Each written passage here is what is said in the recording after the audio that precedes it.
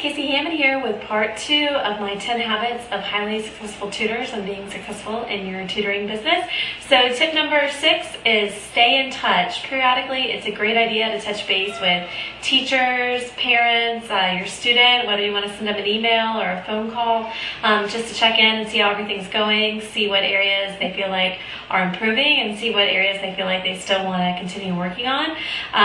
Tip number 7, say thanks. And in this day and age, it seems like, email, text messaging is really popular. People don't actually send a good old-fashioned thank you note anymore. So if you get a new referral from a parent or a teacher, or just to reach out and say, hey, thanks, I've really enjoyed working with you as the school year draws to a close.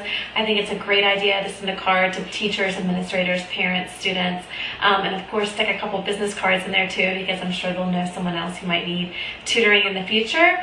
Just be a good listener is my next tip.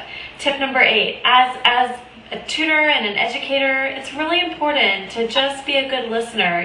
Granted, you're the one doing the tutoring, but sometimes if you just sort of ask a few open-ended questions and sit back, you'll hear a lot of helpful information from the student that can help you actually be a better tutor for your client. Tip number 9 is have your own website. This really helps you stand out, especially when you're competing with some of the bigger tutoring companies in your area. By having your own website, it's a great way to celebrate all your testimonials, to list your pricing information, to tell your background, to give references.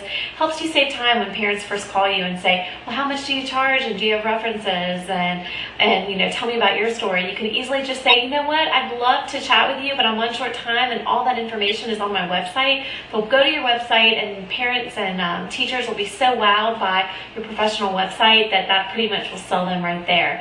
And my final tip is don't underestimate or undervalue the value of your services.